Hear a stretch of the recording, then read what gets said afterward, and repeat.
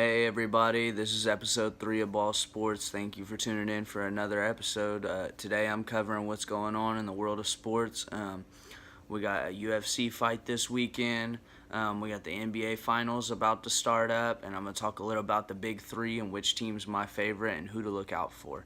We'll start off with the Kawhi, or as I should say, the Raptors and Golden State matchup, but it's basically going to be a Kawhi versus Golden State matchup. I don't see this series going more than 5 games. The Raptors are a good team, but I don't think if LeBron couldn't do it in the last couple years, I don't think Kawhi is going to be able to do it.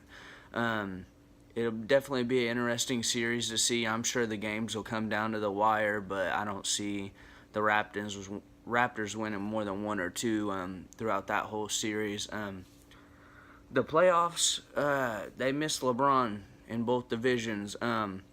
It's funny how the Raptors, I think it was, LeBron went 710 days without losing a game to the Raptors. But the moment he's out the East Division, the Raptors are in the NBA Finals this year. So it shows not having LeBron in that division how far you can get just one person being gone.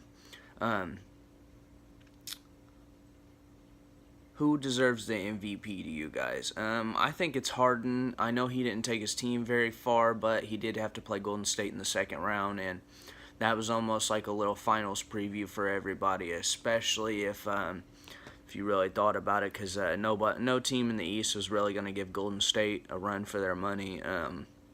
I expect them to three-peat this year with or without Kevin Durant. I don't think he's really the deciding factor.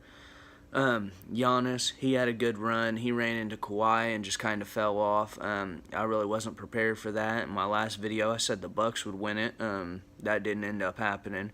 So I don't think Giannis deserves it. He had a great year, but he should have been in the finals. And I think him not making the finals definitely puts a little blemish on the MVP race for him. Paul George. I'm an OKC fan, as you can see, Westbrook's jersey in the back. George shouldn't even be on this list. My OKC did absolutely nothing this year. Failed miserably in the playoffs against a team that I don't think should have beat us on any given day. Beat us 4-1, so I didn't like that. Paul George shouldn't even be in this. I mean, yeah, he averaged, I think it's 28, 8, and 4, I think, but you got to get your team farther, and that's what I just said about Giannis. You know, when you're projected to do better and you finish shorter than what you were supposed to do, your MVP race or your MVP candidacy is gonna be thrown off. He has no valid. He's not valid in this argument. What else we got? We got a UFC fight coming up this weekend. Alexander Gustafsson versus Anthony Smith. I don't know if you know either one of those. Alexander fought John Jones. He lost, but he fought John Jones, and that was one of his most popular fights. I think Alexander will get away with this one. Anthony Smith's 31-14, but I think Alexander will get this one. He's shown he's been a dog in the UFC and knocked out a decent amount of strong people. So we'll have to see what's going on with that fight this weekend. I wanted to talk a little bit about boxing too. Wilder has been doing really good for a long period of time. The one person who gave him a little run for his money was Tyson Fury. If you don't know him, you'll have to check him out. He's a very good boxer too. He just came out of retirement to come back. He signed a 5-fight deal with ESPN.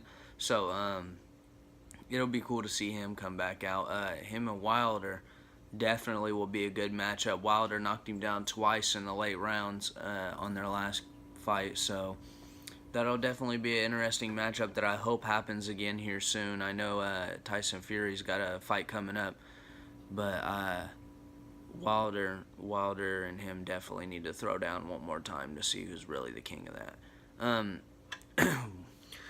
We got the Big Three coming to Indy this year. A lot of people don't know what the Big Three is. The Big Three is basically, it's ran by Ice Cube, founded by Ice Cube. It's a 3-on-3 basketball league for basically retired players. So people who haven't been in the league for 3 or 4 years, most likely will end up on here. I think the age requirement is 27 or 29. I'm not 100% sure.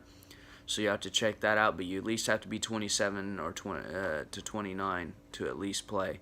So that'll be nice. They got a big name on there. The only one I really keep up with is Tri-State has Nate Robinson. I don't know if you guys remember him. I think he's a 3 or 4 time dunk champion. He's 5'9", jumped over Dwight Howard, one of my favorite players of all time.